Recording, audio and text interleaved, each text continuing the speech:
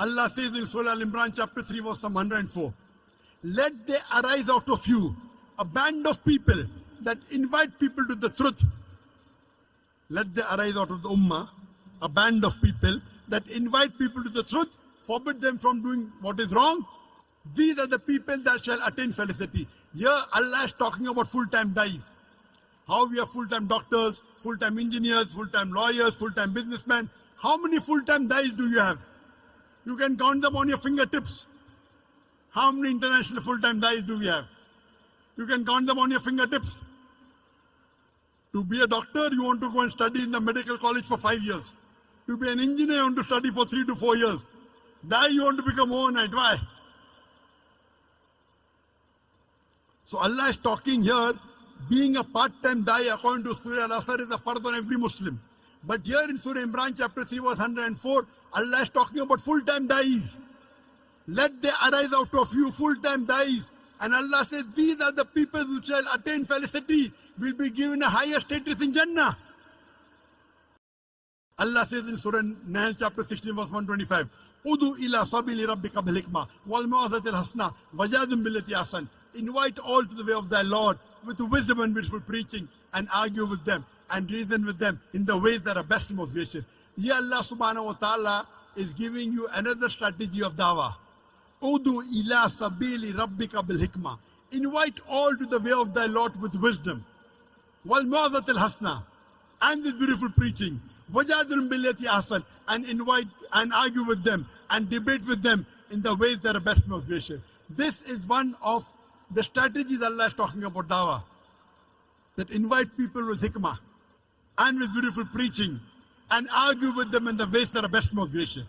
You know, many times when I go to give a talk, the organizers come and tell me, Professor Zakir, speak with hikmah, speak with hikmah. Trying to tell me, be softer. There are non-Muslims. Many people think hikmah means soft. Hikmah doesn't always mean soft. To know the context of this verse of Surah Nahl chapter 16 verse 125, go to the starting of the ruku.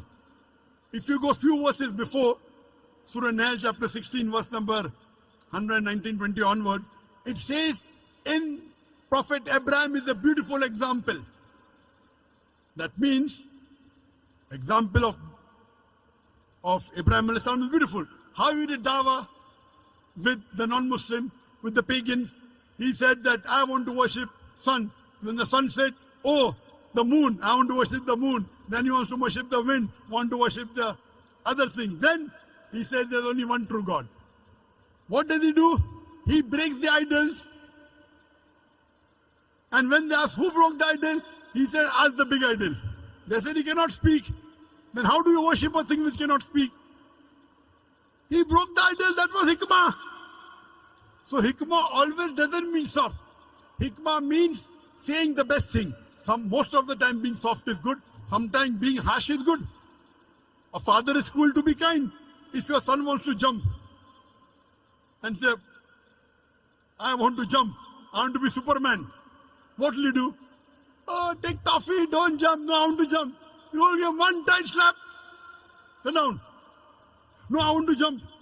I want to fly in the air. You will give one slap.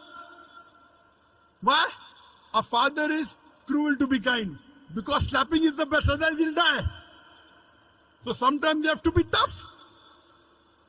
Most of the time soft. So we as dais, we know our job.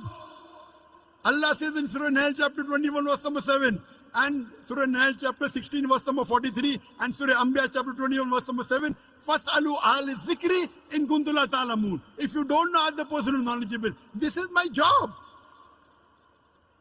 It's my profession. Being a dai.